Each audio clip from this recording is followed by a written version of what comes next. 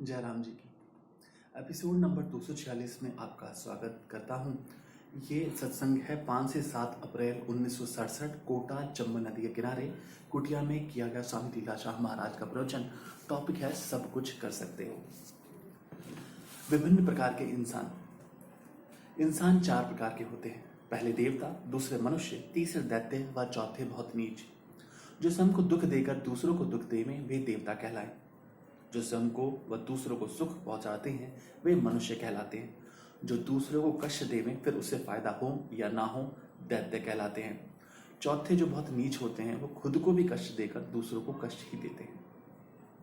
माँ की महानता। मातृदेवो भव, पितृदेवो भव, अतिथि देवो भव। मनु महाराज ने कहा है कि 10 अध्यापकों के समान एक प्रोफेसर है, 10 प्रोफेसरों के समान एक पिता है, 100 पिता के समान एक माता। इसलिए माँ का स्थान सबसे ऊपर है। वह बच्चों को अधिक से अधिक शिक्षा दे सकती है। सत्य बुद्धि।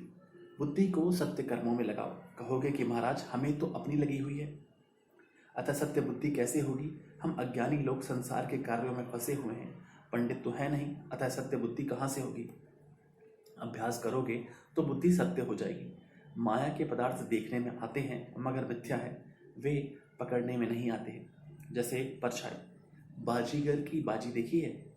बाजी तो कुछ भी नहीं है, सब बाजीगर की करामात होती है।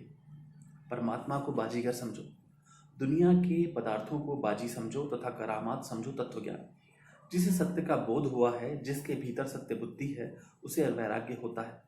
सब पदार्थ मिथ्या हैं। संसार पेड़ की भांति है तथा उसके फल सुख दुख हैं। दुख सुख आए तो उनका मुकाबला करना चाहिए। दुख आने पर कभी भी निराश नहीं होना चाहिए, क्योंकि दुख तो आने जाने वाला है। जहाँ शरीर है वहाँ सुख दुख तो होगा ही। हानि, लाभ, गर्मी, सर्दी, मान अपमान भी होगा। शरीर गया तो सब कुछ समाप्त। ऋषि मुनि, अमीर गरीब, कोई भी इससे बच नहीं सकता।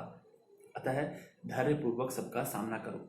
जब तक शरीर होगा तब तक इन सबका सामना करना पड़ेगा। जिसमें परिवर्तन होता है वह सदैव नहीं रहता, उसे परछाई की तरह पकड़ नहीं सकते। जो गोल घड़े देखते हैं वे वास्तव में मिट्टी ही है।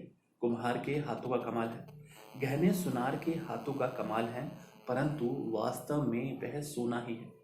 वैज्ञानिक कहते हैं कि सिनेमा में दिखाई जाने वाली फिल्म सिर्फ बिजली ही है और कुछ नहीं है। इस प्रकार जब सत्य वस्तु की जानकारी होगी तब सत्य की ओर चलोगे। वैराग्य अभ्यास से होता है। वास्तव में सब सच्चिदानंद परमात्मा है।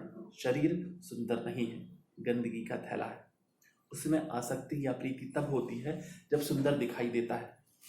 शरीर सुंदर नहीं है, आनंद रूप भी नहीं है। गर्भ का दुख, जन्म का दुख, बचपन का दुख, बीमारी का दुख, बुढ़ापे का दुख, जन्म मरण का दुख व 84 लाख योनियां, दुख आदि सब याद करो। यदि आसक्ति या मोहब्बत असत्य में प्रतीत करोगे तो सत्य में कैसा महसूस करोगे? जिस बात में प्रीति नहीं है वह वैराग्य है। शरीर प्रेम रूप नहीं है। सत्य का अर्थ है जो सच्चा है। संसार की कोई भी वस्तु सुंदर नहीं है, प्रेम रूप भी नहीं है, आनंद रूप भी नहीं है, सत्य रूप भी नहीं है। अतः सुख व आनंद अपने भीतर ही ढूंढो। शरीर की ताकत, धन की ताकत, इल्म की ताकत तथा अमूल्य समय परमार्थ में लगाओ, व्यर्थ मत गवाओ। ज्ञान। स्वयं को तब ज्ञानी समझना चाहिए जब यह एहसास हो कि मुझ में देवीय संपदा स्वभाव आए हैं। गीता के 16वें अध्याय के पहले 3 श्लोकों में देवी संपदा का वर्णन किया गया है। एक औरत के पति का नाम था ठन गोपाल। अतः पड़ोसियों से कहने लगी कि यह नाम मुझे पसंद नहीं है, क्या करूं, उसका नाम कैसे बदलूं? नाम की तलाश में वह बाजार गई। रास्ते में उसने देखा कि एक मुर्दे को शमशान की ओर ले जा रहे थे। उसने उन लोगों से पूछा कि इसका नाम क्या है। उसे बताया गया अमर सिंह। औरत मन में सोचने लगी कि यह अमर है तो मरा क्यों नहीं। आगे चलने पर उसे एक औरत मिली जो गाय का गोबर सुखाकर कंडे बना रही थी। उससे भी नाम पूछने पर उसने अपना नाम लक्ष्मी बताया। वह औरत सोचने लगी कि लक्ष्मी होकर भी कंडा बेचकर अपना जीवन यापन कर रही है। आगे चलने पर उसे एक फकीर मिला। उससे भी नाम पूछने पर उसने अपना नाम जगपाल बताया। वह औरत सोचने लगी कि जगपाल होकर भी यह भीख मांग रहा है, अतः वह घर लौट आई और कहने लगी कि यह संसार ही उल्टा है। पड़ोसियों ने पूछा कि पति का नाम बदल कर आई। कहने लगी नहीं, क्योंकि कंडे बेचते लक्ष्मी देखो मांगते देख जगपाल, अमर सिंह मर गया, बाकी बचा ठन ठन गोपाल। सदाचार, सदाचारी बने, अच्छा व्यवहार करें, सुख गृहस्थ में नहीं, त्याग में भी नहीं, परंतु सुख तो विचार में है। कभी भी शराब का सेवन मत करो, शराब अर्थात श्राप। बीड़ी सिगरेट पीना छोड़ दो। यदि अपनी बुरी बातों की ओर जाए तो इसे कहो कि खाना नहीं मिलेगा। आप सब कुछ कर सकते हैं, अपनी शक्ति को पहचानो। याद रखो कि धन गया तो कुछ नहीं गया, स्वस्थ गया तो कुछ कुछ गया, परंतु यदि सदाचार गया तो सब कुछ गया। जय श्री राम। यहाँ पर यह अध्याय समाप्त होता है।